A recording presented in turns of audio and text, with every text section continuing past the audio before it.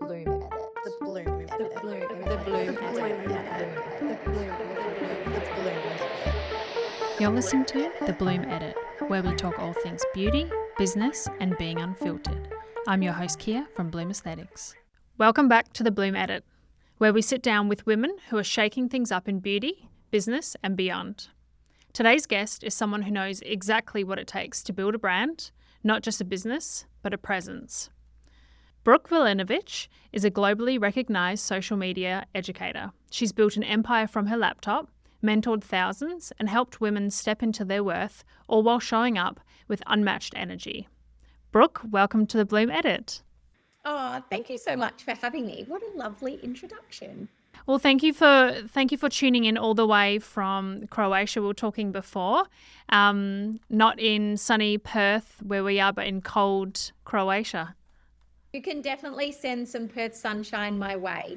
We have a pretty good summer here, but now it's not the European summer it was a few months ago. Well, today has been pretty warm, so we'll send it your way. We'll blow it over to you and hope for the sun to come your way. Thank you. I'll take it. Well, let's take it all the way back. What were you doing before Social Club? How did this whole journey into social media education start for you? Very accidentally.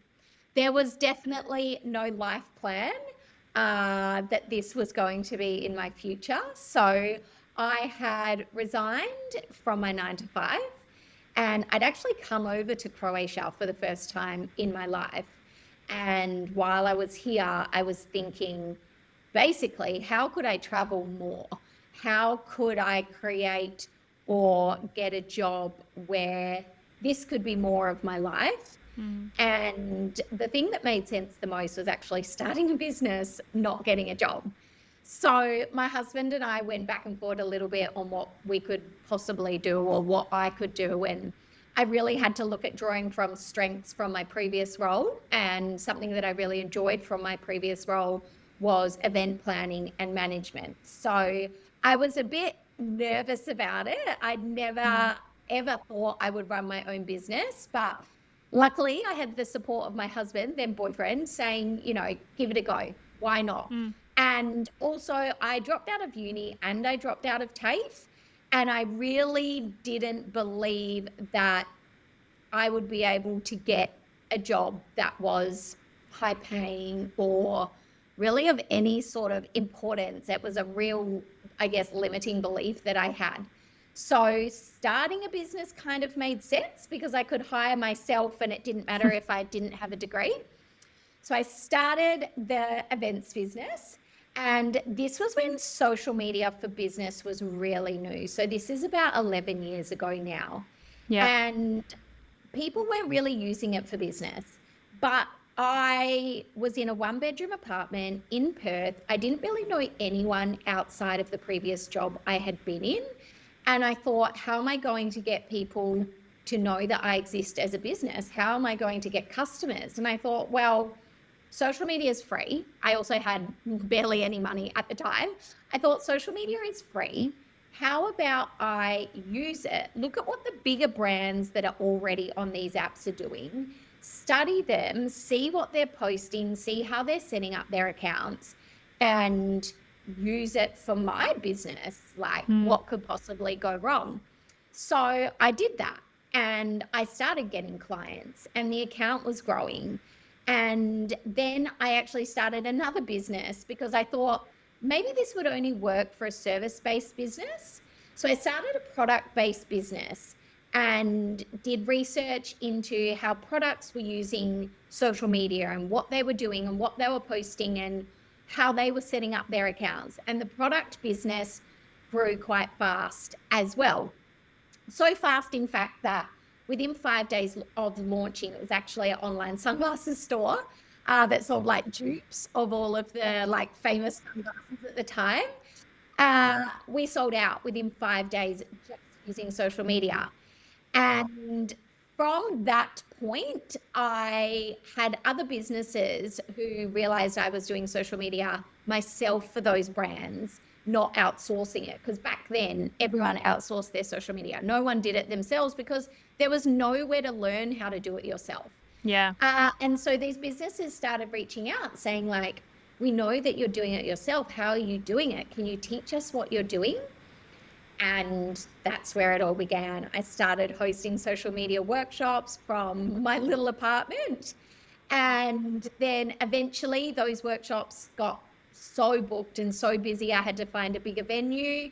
And then I started getting business owners, not just from Perth, but all over Australia and all over the world, contacting me saying, we've heard about you, we've seen the results that you're getting.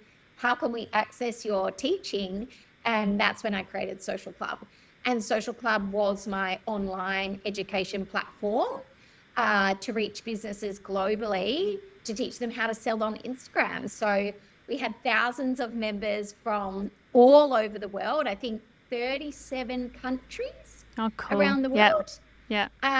And yeah, that really gave me that opportunity to expand the brand and go global. And since then, it's just been a crazy, crazy ride. And I've gotten to teach social media all over the world. I've gotten to work with huge brands like L'Oreal, Maserati, American Express, Mazda, Dermalogica, so many big brands, and teach them how to use social media to grow.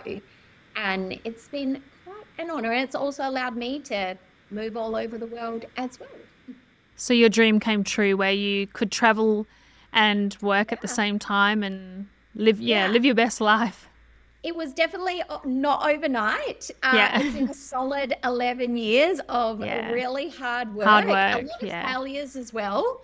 But we got there. So at the end of last year, for a couple of years, I realized that the subscription model and what that involved really wasn't cohesive to my new lifestyle as a mum living somewhere that's quite slow paced. And I wanted to make a big change. So I handed that over last year to an amazing company in the US. And since then, I have been building an academy. It's called Followers to Fortunes Academy. Cool. And that fits a lot more nicely into my slower paced life, living in a little seaside village in Croatia. So you've pivoted and now it's, like you said, more suitable for the now. Yeah. Yeah, more suitable for the now. I think in business, you know, when your personal life changes, your priorities change so much. And that's something I do love about being a business owner, that you can adapt and change and pivot and do what you need so your business fits your lifestyle. And when I started Social Club, I wasn't a mum, I wasn't a wife, I was just in my like hustle era. I'm not in that era in it anymore. So yeah, we made a change. And I've also been doing a lot of business coaching and strategy, so bigger picture strategy for businesses that want to build their online presence and really set up the business to operate mainly online. And that's been really nice as well. Amazing. Well, there's this energy that you have, like everything you say is designed to light people up. Have you always been that way, or did confidence grow with experience? I was definitely not like this as a child. I was surprisingly. Now I'm an international paid speaker, but as a child, I was the really scared, nervous, anxious, like quiet, freaked out about the smallest things. I was like a little panicker. And so when I was about 8 or 9, my mum actually enrolled me into grooming and deportment classes. Wow. Just to try and get me to come out of my shell a little bit, because I was so not like this. And I guess they worked. I guess it worked. I started getting a bit more confidence. I started modeling actually then as a child. And I suppose that was the foundation of becoming comfortable on camera and comfortable on stage. And it really just grew from there. Yeah, cool. Mum knew best. Mum knew best. I know, bless her. When did you realise that Social Club was no longer just a little Perth thing and was turning into something more global? Kind of straight away. I didn't realize the need for it. I was really in my own head about a lot to do with business. Always had imposter syndrome, still do a lot of the time. But the plan originally when I launched Social Club was to do I think it was to do like a 10-day sort of trial campaign, like launch campaign. And funny story, I had actually booked a trip to Bali, and the launch was beginning before the trip and then ending after the trip. And I thought, oh, no one's probably going to buy it. Like, people say they want it, but we'll see if anyone actually buys it. So I'll start the launch. It was all automated online. And then when we get back, like maybe a few people will have joined. I think 5 people internationally joined within like the first couple of minutes. And I remember saying to my husband, oh my God, like we can't go to Bali. Like all these people have joined and I've promised them this teaching and we're going to have to cancel the trip. And he said, well, isn't the whole point of what you created was so that you could work from anywhere? Like, why can't you just do it in Bali? But I'd never previously worked from anywhere. So for me, I just automatically thought, oh my gosh, I have customers. I have to stay in Perth. I can't go anywhere. So we went to Bali and the growth was pretty fast. I think it took us about 6 months to get our first couple of hundred members, but then we were getting like hundreds of members a month. Just snowballed. Yeah. Yeah. It really, Amazing. really snowballed. Yeah. Cool. Well, there's so much noise on social media that everyone's doing something. What do you think actually cuts through? Ooh, such a good question. Social media has changed a lot.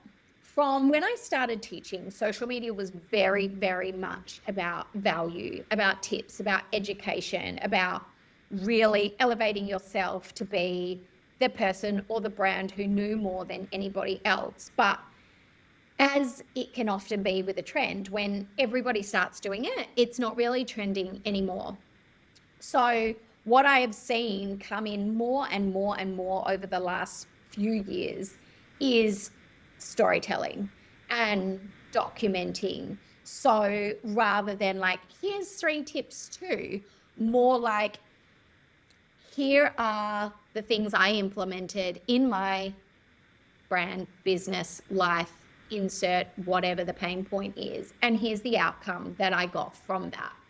So creating more authentic connection by not just saying, but actually proving at the same time through your results, through your customer results, through your client results, through their stories, through testimonials. So I'm seeing the brands that are cutting through are the ones that are less polished, that are less like perfection content, less staged photo shoots, more just like sitting in their car, turning Relatable. Yeah. Yeah, absolutely. Cool. Well, as you sort of said, we hear a lot about authenticity online. So what does that look like for you, especially as someone who shares your life quite publicly?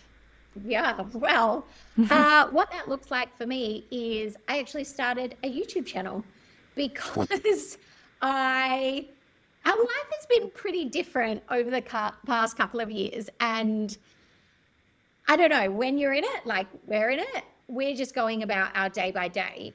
But from an outsider's perspective, I understand it can look pretty crazy. Like we left, a busy, bustling city life, if that's what you want to call Perth or not, and moved to a village of 900 people literally on the coastline in Europe. So I started getting lots and lots of messages from people asking, all kinds of questions about visas and how my business works and, even things about the actual place that we are, because they want to come on holiday. And I said to my husband, I think we should start a YouTube channel and share like our story. And then also after I moved on from Social Club, I was getting a lot of people as well saying like, well, what's next? What are you doing next? And honestly, I didn't really know what I was going to do. So I suddenly had a lot of time on my hands because I didn't have Social Club anymore. And I'm a creative and I do love creating, and, content is like my creative outlet. So it sort of just made sense to start filming our lives and the process of getting our creation citizenship and registering for a business here, setting up bank accounts, and then building my new business and my new brand online and everything that comes with it. So that has been my way of showing up authentically, because in a photo on Instagram, you can add a filter and you can hide things, but when you're literally vlogging your life, it's much harder to hide. And people love to see those little sort of, not mistakes, but people love to see the things you've done so that they can either copy it and do it themselves or not do it, Oh, absolutely. And for me, it's also almost been quite a reflective activity, because especially rebuilding the business from scratch over here and building 2 new brands from scratch, something that previously took me 11 years to do with Social Club, I've been able to, start it, build it, turn it around, launch it, register the business, get all the back end payments and platforms set up in kind of 7 months. Yeah, wow. So it's been good for me to feel like, when you're starting again, and it has felt like I've completely started my life again, but you aren't starting from zero, you're starting from experience. And because of that experience, you can move with speed, even though sometimes the day-to-day feels slow and frustrating, especially with Croatian bureaucracy and the paperwork that comes with that. It's actually happened quite quickly. And so now that you're in Croatian, you're in a different period of your life. Do you think that your relationship with beauty has changed as your life has changed? Oh, has my relationship with beauty changed? Yes, because I do not have the time that I used to have. I have a very busy 4-year-old boy. And, beauty to me is really, or has always been, like, look after your skin. You only get one layer of skin, really. Look after your skin, wear SPF. I can manage to get the time to often pop on like a BB cream, and I wash my hair when I can. And that is my beauty regime. I am still like absolute adamant about morning and evening skincare, and rain, hail, a 4-year-old tantrum, Croatian bureaucracy, or shine, I will get my skincare done. But it's in terms of further than that. And also, we're in a teeny tiny village. There's no Sephora, no Mecca. Yeah. There is no Sephora. There is no Mecca. I come to Australia and I can stock up on my products and have all my treatments done. But over here, it's especially in winter when a lot of the businesses close, it's a little bit harder. Yeah. Yeah, fair enough. Do you feel like, speaking on beauty, do you feel like looking good helps you feel more on for your business, or is it more about how you show up with your energy? Both. Or both? Yeah, both. Both. I need to wake up, work out, wash my face, do my skincare, brush my hair, slick back bun if it's been a while since I washed it. But I have to feel good on the inside before I then look good on the outside. And those little rituals are what really make me feel good inside. I have my bad days and I get tired and, things go wrong. And especially we've lived all over the world actually for the last 3.5 years. And it can be really hard to create consistency when you're going from country to different time zones to literally living out of a suitcase. But I try and keep those rituals to be able to show up no matter Yeah. where we are or what is going on. Yeah. No, nice. Social media is a powerful tool, as we were saying earlier, but it can be a tough space too, especially for women. Have you ever had moments where you questioned it all? Like in the last hour or in my life? Yeah, both. Look, putting yourself online is, I think, probably one of, the top 10 fears of people in the world. But the way you have to look at it, I suppose, in business is this is what you have to do if you want to have that online presence and that online business. And yes, at some point, there will be trolls and there will be negativity. And especially since starting the YouTube channel, like there are people who have come for us. Yeah. And I hate the message that, well, you put yourself online and so that's What do you have to expect? do. Yeah. Yeah, I don't think that's right, because Yeah. if I walked outside in the street and someone started attacking and abusing me, there are laws to stop people from doing that, and also Yeah. to punish people that do, because it's not right. Unfortunately, online, there isn't that level of protection yet. Yeah. Yeah. So you just need to reframe your mind in that every bad and awful comment or anything said is actually really good for the algorithm engagement. That's the best way you can look at it for now, until we have some other ways of monitoring this. Yeah. It's interesting you say that. So obviously my background, I'm a nurse, so I've never had any sort of teaching or education on how to be on social media, but coming into a business frame of mind, putting myself in front of the camera builds a bit of a relationship with our patients, and they feel like they already know me before coming in. So we've found that to be really valuable. We do some educational things as well, so that people go, okay, she knows what she's talking about, or, things like that. So although it's definitely not something that I enjoy and it's not something that I am good at, by doing it, it's definitely made my business expand and bring in a whole different audience, like you said. Yeah. And I think for your business as well, like you said, it's such a good way to build up trust, because your customer wants to show up to something looking and feeling good. That is why they're coming to you. So when they see you doing it and they believe that, well, if she can do it, so can I. It gives them that confidence. Yeah, So absolutely. Great decision. Absolutely. Well, you've spoken openly about burnout before. How do you now recognize the signs early and keep your energy in check? I think having a child is one of the fastest ways to recognize when you're getting close to your limits with work, because it's like having a mirror. And if I'm feeling stressed and I'm feeling overwhelmed, I notice it in how I am with my son. How like patient I am, whether I get snappy. And for me, I have really, really, really clear boundaries now versus when I had him. I was right in the peak of when Social Club was booming. I literally took 5 days off to give birth and get back to work.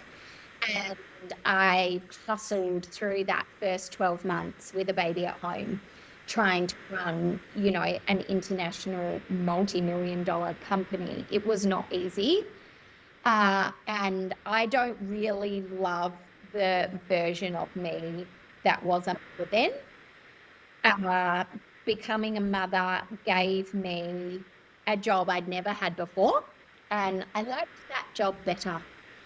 So I am really strict with my boundaries in terms of my work so that I don't burn out, and I can tell when I'm getting close to it now.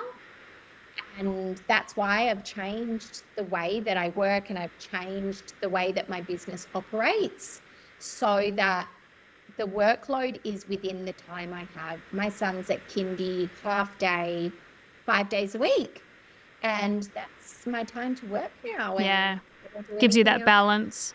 Yeah. Yeah.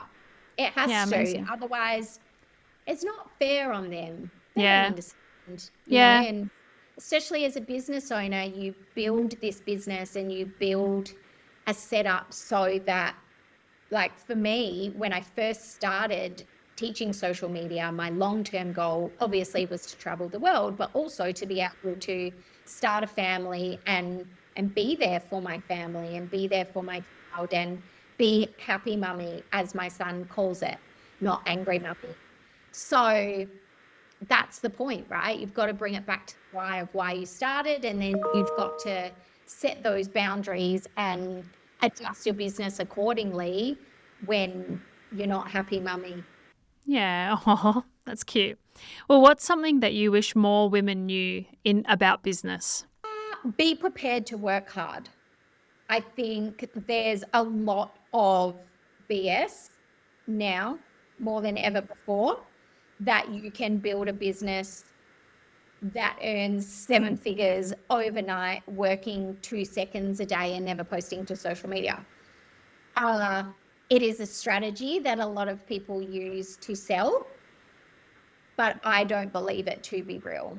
I am in the position I'm in now, like I was saying before, because of 11 years of Hard hustling, work. Yeah. Yeah. hard work. And that is a fundamental part. And if you are listening, you're in that part and you feel like you're doing something wrong or you're behind, you're not. You're doing the exact same thing the people on social media just don't want to share because they don't want you to think that they're exactly the same as you. They're doing well. They're doing well by hiding it, but also, Yeah. pushing through it. Yeah. Yeah, absolutely. Absolutely.